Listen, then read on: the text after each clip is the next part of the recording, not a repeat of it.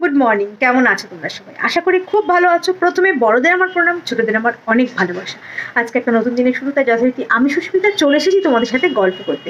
আর সারাদিন কি করি কি না করি সব কিছু তোমাদের সাথে শেয়ার করতে। সকালে আজকে হাঁটতে গিয়েছিলাম, বাট ভিডিও করতে ভুলে গেছি। জানোই বন্ধুদের সাথে থাকলে যা যা হয় আমাদের পাগলামো, তার জন্য ভিডিও করতে ভুলে গেছি। সকালে চা খেলাম, বিশ্ববাংলার ওখানে গিয়েছিলাম, সব ভুলে গেছি ভিডিও করতে। তো আর সারাদিন কী করছি না করছি সব কিছু তোমাদের সাথে শেয়ার করবো। তা চলো বেশি দেরি না করে আজকে ব্লগটাকে শুরু করছি। আর আশা করি আজকে ব্লগটা দেখতে তোমাদের খুব ভালো লাগবে, বোর লাগবে না, ভালোই লাগবে। তাহলে চলো আজকে একটা নতুন ব্লগ শুরু করছি। সকালে তো মিঙ্কু বেরিয়ে গেছে, মিঙ্কু আর আমি দুজনে একসাথে বেরিয়েছিলাম, 6টার সময় বেরিয়ে গেছি। ওকে চা করে দিয়েছিলাম, কিন্তু আমি চা খাইনি। আমি জানি তো বাইরে গিয়ে চা খাবো, কত কাপ চা খাবো সকাল সকাল, ওর জন্য ওকে শুধু চা করে দিয়েছি। আর ঋষিকে ঘুম পাড়িয়ে রেখে চলে গিয়েছিলাম ব্লগ করে। তা তারপরে তো বাজার টাজার করে ফিরলাম, সবকিছু তোমাদের দেখাচ্ছি, কি কি বাজার করেছি না করছি সবকিছুই দেখাচ্ছি। আর ঋষিকে নিয়ে না একটু ডাক্তারের কাছে যেতে হবে, ওর কানে একটু প্রবলেম করছে। কানটার মধ্যে হচ্ছে ওর সেদিন ওই খোঁচানো হয়েছিল, মনে হচ্ছে ওই ছুলে গেছে, সেটার ব্যথা। আর কানের নোংরাগুলো যে ছিল, নোংরা কিছুদিন আগে পরিষ্কার করেছি, এত নোংরা ছিল না, কি করে এত নোংরা জমে গেল। আর কানে ওগুলোতে চুল করছে। সেদিনকার রাতে পরশুদিন রাত্রিবেলা রাত 2:30টার সময় উঠে আমাকে বলছে, আমার মামা আমার খুব চুলকাচ্ছে আর ব্যথা করছে। তারপরে তো ওকে ওই করে দিলাম, চুলকে দিলাম, কিন্তু আরও ছুলে গেছে, সামনেটা লাল হয়ে আছে। এখন ডাক্তারের কাছে নিয়ে যাই, দেখি কি বলে। তারপরে একটু কাশিও হয়েছে। আর এগুলো তো চেক আপ করাবোই। আর অনেকদিন ওর মানে পুরো শরীর চেক আপ হচ্ছে না, অনেক মাস হয়ে গেছে। ওর জন্য একটু চেক আপও করিয়ে আনবো, দেখা যাক ডাক্তার কি বলে, ওষুধ ফষুধ কি দেয় না দেয় সব কিছু। আর একটু গুড় আনতে যেতে হবে, ইতু পুজো আছে কালকে, মানে রবিবার দিন ইতু পুজো আছে। ওইটা ইতু পুজো তো সেরমভাবে আমি করি না, করি বলতে বিয়ের আগে করতাম বড় মাসির সাথে, কিন্তু মা ওই টাকা ধরে বড় মাসিকে দিয়ে দেয় পুজোর যা যা জিনিসপত্র সব কিছু, ওগুলো মা বড় মাসি ওখানে পুজোটা করে। আর আমি এই ঘরে ওই নিরামিষ খাই। আর ওই যে পায়েসটা যে করতে হয় না, যে প্রসাদ, যেটা অরিজিনাল যে প্রসাদ, ওই পায়েসটা করি, ভাঙা চালের পায়েসটা। তা ওগুলোই করার জন্য জিনিসপত্র আনতে যেতে হবে। গোবিন্দভোগ চাল ফালগুলো আনতে যেতে হবে। আর দুধ ফুদ আনবো। আর চাল আনতে যেতে হয়, চাল বলছি কেন, তো গুড় আনতে যেতে হবে, পাটালি গুড়। তো ওটাকে দেখা যাক, চলো দেখি। ওই জ্যোৎস্না যে গুড় যে বানায়, যে আগের বার যে বানিয়েছিল, ওরা তো এসে গেছে, ওদের কাছ থেকে দেখি যদি পাই একটু গুড় নিয়ে আসবো।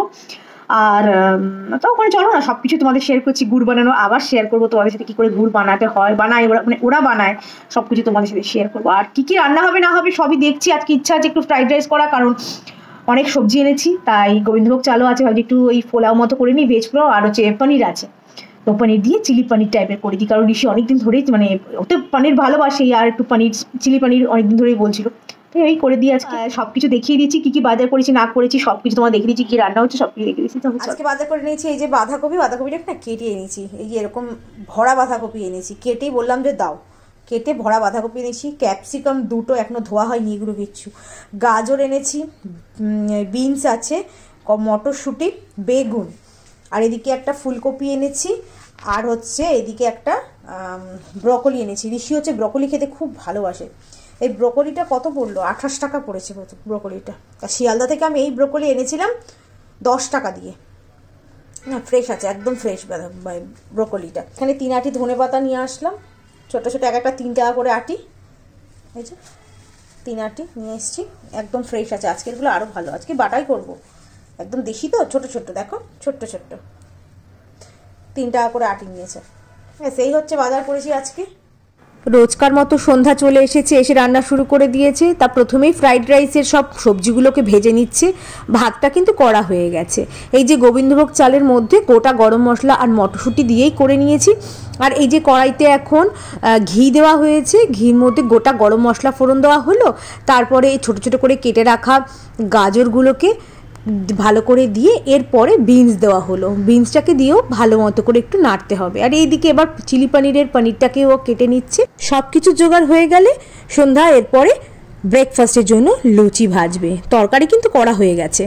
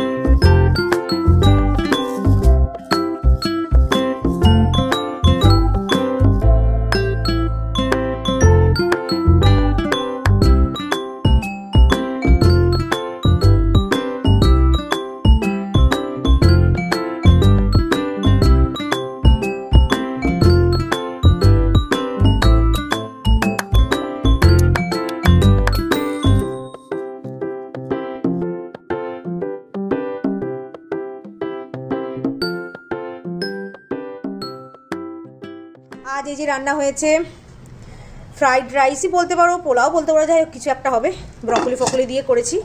আর এখানে হচ্ছে চিলি পনির। তো এই রান্না হয়েছে আজকে। রেডি হয়ে গেছি এখন ঋষিকে নিয়ে, তাহলে যাই তাড়াতাড়ি গিয়ে ডক্টরটা দেখিয়ে আসি, তারপরে যাবো গুড় আনতে, তোমাদের বললামই তো একদম রেডি। তো ঋষিও তোমার রেডি হচ্ছে, তাহলে চলো। আর এই যে ডক্টরের ক্লিনিক থেকে ফোন করছি, তাড়াতাড়ি চলো। এই যে বেরিয়ে পড়েছি ঋষি আর আমি দুজন মিলে। Good morning. Good morning.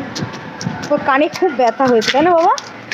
কানে ব্যথা আছে, চুলকাচ্ছে, তো জলটাও নিয়ে নিয়েছি, কারণ জল তো তেষ্টা পায় তাই।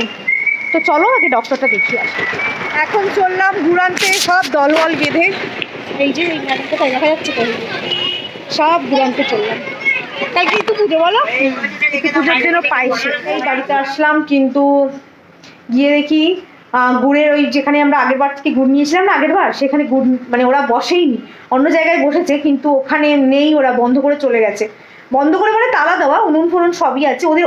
ওই হাটগাছার ওদিকটাতে ওরা বড় করে, যেটা গেল বছর তোমরা দেখেছিলে না, 3টে করে ট্রে নিয়ে একেবারে বসিয়েছে, আমরা ওখানে রসও খেয়েছি না, তো ওখানে ওরা খাওয়া দাওয়াটা করে। আর এদিকে একটা ওরা করেছে উনুন মানে লাগানো, আর হচ্ছে ওই ঘর দিয়ে যেমন ঘর করে সেরকম ঘর করে আছে, কিন্তু খাওয়া দাওয়া ওদের সব কিছু ওই বড় জায়গাটাতে।